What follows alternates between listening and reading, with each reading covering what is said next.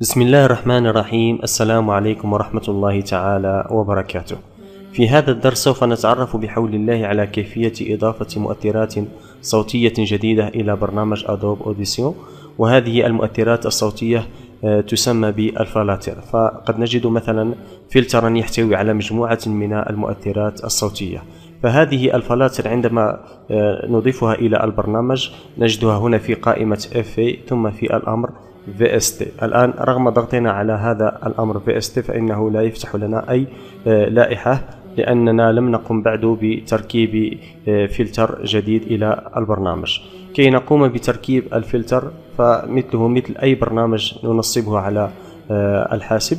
مثلا سنختار هذا الفلتر،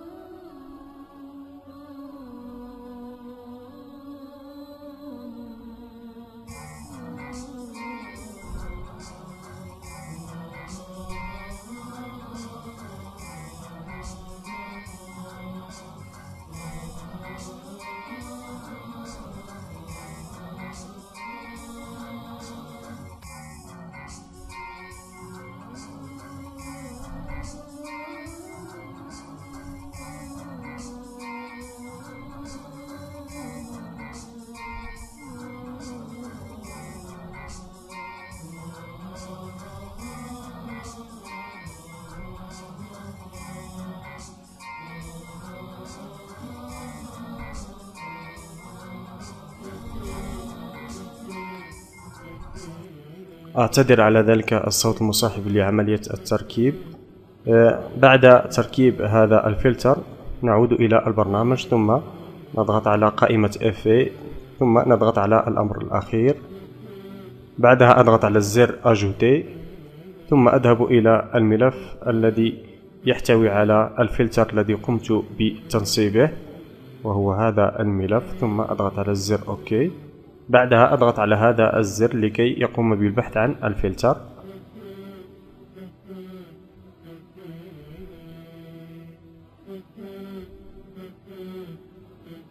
تلاحظون بأن هناك مجموعة من المؤثرات الصوتية التي صاحبت هذا الفلتر. بعدها أقوم بالضغط على الزر OK. مثلا نختار ملفا صوتيا حتى نطبق عليه تلك المؤثرات الصوتية التي قمنا بتنصيبها آنفا.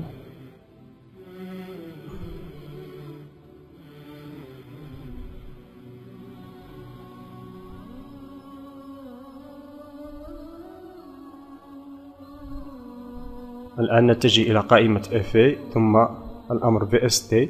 كما تلاحظون الآن أصبح مفعلا بهذه اللائحة من المؤثرات الصوتية. ثم نختار مثلا أي مؤثر صوتي، نضغط على الزر للقراءة. أعوذ بالله من الشيطان الرجيم. بسم الله الرحمن الرحيم. نختار مثلا مؤثرا آخر.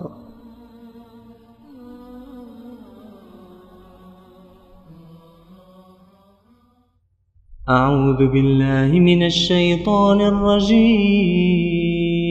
بسم الله الرحمن الرحيم. اقترب للناس حسابهم وهم في غفلة معرضون. ما ياتيهم من ذكر من ربهم محدث إلا استمعوه وهم يلعبون لاهية قلوبهم وأسروا.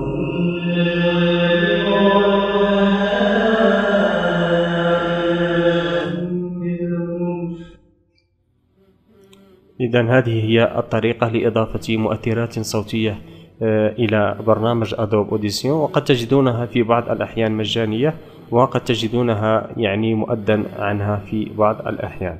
إذن هذا درس بسيط لكيفية إضافة مؤثرات صوتية لبرنامج أدوب أوديسيون CS5. فينصح بعدم إضافة الكثير من هذه الفلاتر إلى البرنامج حتى لا يصبح عمل البرنامج بطيئا. ثم يستحسن أن نتعرف على الفلاتر الأصلية للبرنامج، برنامج أدوب أوديسيون، قبل إضافة المؤثرات الصوتية. فأحيانا يكون هناك لا معنى لإضافة مؤثرات صوتية قد تجدونها هنا في البرنامج أدوب أوديسيون، فلا داعي لإضافة هذه المؤثرات الصوتية الجديدة. فنكتفي بهذا القدر، وإلى درس لاحق إن شاء الله. والسلام عليكم ورحمة الله تعالى وبركاته.